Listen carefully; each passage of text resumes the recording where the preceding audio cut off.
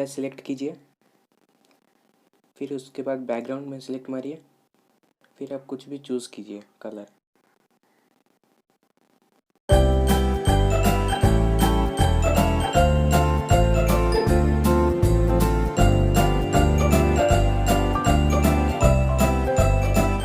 फिर उसके बाद लेयर पे जाके ओवरले पे सिलेक्ट कीजिए।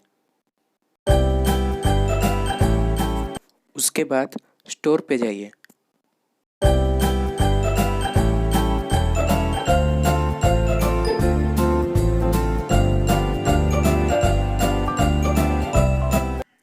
उसके बाद एनिमेशन में जाइए, फिर आपका मनपसंद वाला थीम चूज़ कीजिए।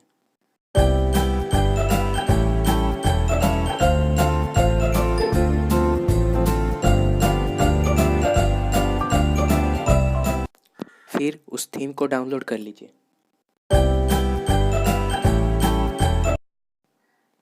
आप देखिए कैसे बनता है आउटरो। पूरी वीडियो अच्छे से देखें।